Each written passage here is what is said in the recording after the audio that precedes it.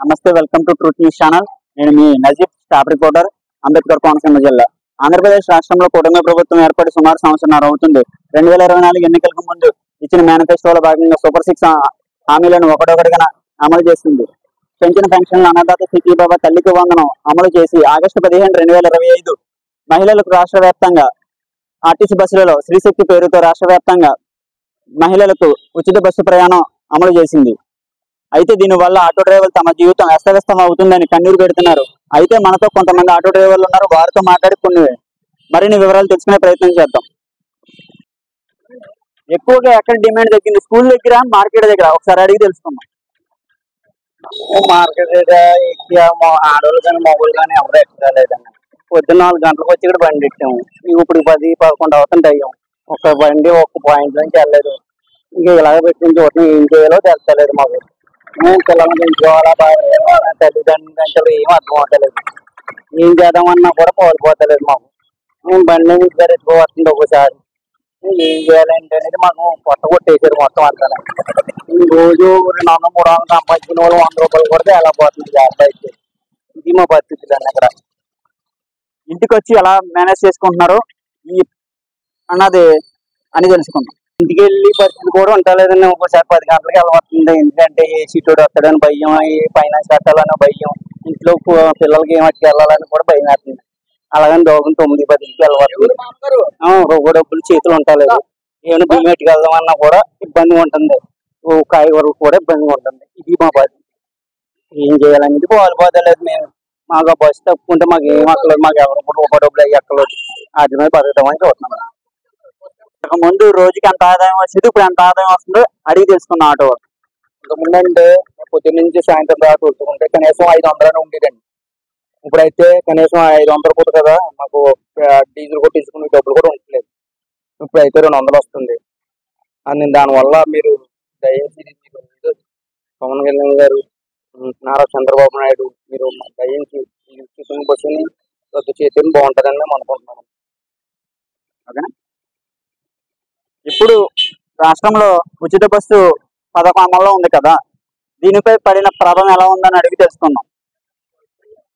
రాష్ట్రంలో పడినారంటే ఉచిత బస్సు వల్ల మొత్తానికి మేము అంత ఆటో వాళ్ళందరం కూడా మేము మొత్తంగా చాలా ఇబ్బంది పడుతున్నాం.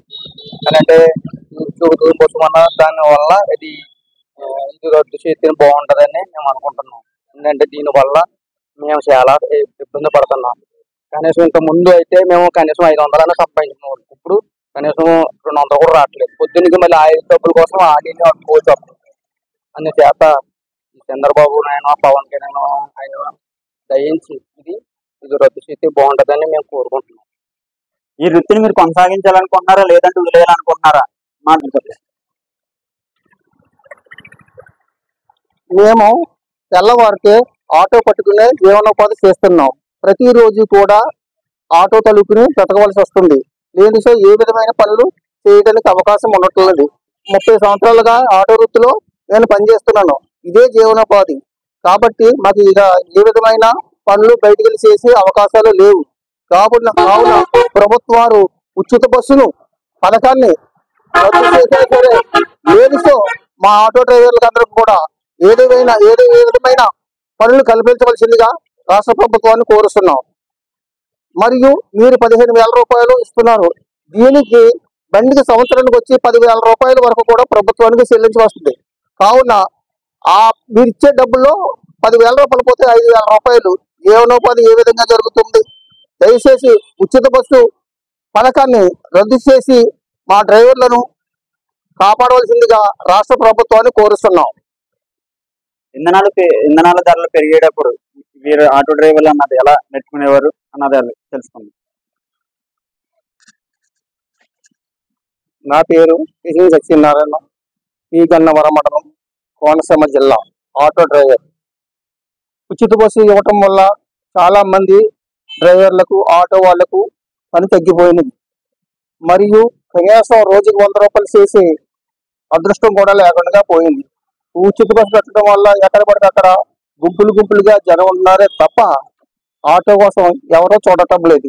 కాబట్టి ప్రభుత్వం వారు దయచేసి ఉచిత బస్సుని రద్దు చేయవలసిందిగా మనవి చేస్తున్నాం.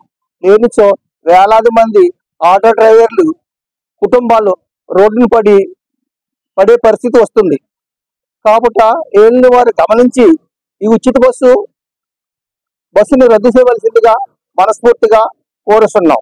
అభిప్రాయం ప్రకారం ఆటో డ్రైవర్లకు ప్రభుత్వం ఎటువంటి సాయం చేయాలని అనుకుంటున్నారు? ప్రభుత్వం వారు 15,000 రూపాయలు వేస్తానని మాట ఇచ్చినాను. కానీ 15,000 రూపాయలు దేనికి ఉపయోగపడతాయి? సరే సంవత్సరానికి వచ్చి ఇన్సూరెన్స్ 7,000 రూపాయలు, ఫిట్నెస్ 2,000 రూపాయలు, పొల్యూషన్ 150 రూపాయలు. ఈ విధంగా సంవత్సరానికి బండి ప్రభుత్వానికే మేము సమర్పిస్తున్నాం. మీరు 15,000 రూపాయలు ఇస్తారని అంటున్నారు. కరెక్టే. తెల్లవారితే టీ ఖర్చులకి టిఫిన్ ఖర్చులకి మినిమం 200-300 రూపాయలు ఫ్యామిలీ మెయింటెనెన్స్ చేయాలంటే సగటున 500 రూపాయలు తక్కువ కాకుండా ఖర్చు అవుతుంది. కాబట్టి మీరు ఇచ్చే 15,000 రూపాయలు ఏం పరిస్థితి సరిపోతుంది? దయచేసి మీరు ఉచిత బస్సు పథకాన్ని రద్దు చేసి రాష్ట్రంలో ఉన్న ఆటో డ్రైవర్లను సేవ్ చేస్తారని మనం చేస్తున్నాం. ఇది మహిళలకు ఉచిత బస్సు ప్రయాణం పథకం వల్ల ఎదుర్కొన్న ఆటో డ్రైవర్ల ఇబ్బంది. కెమెరామెన్ షణ్ముఖ్తో truth news channel staff reporter Najeeb, Ambedkar Konaseema జిల్లా.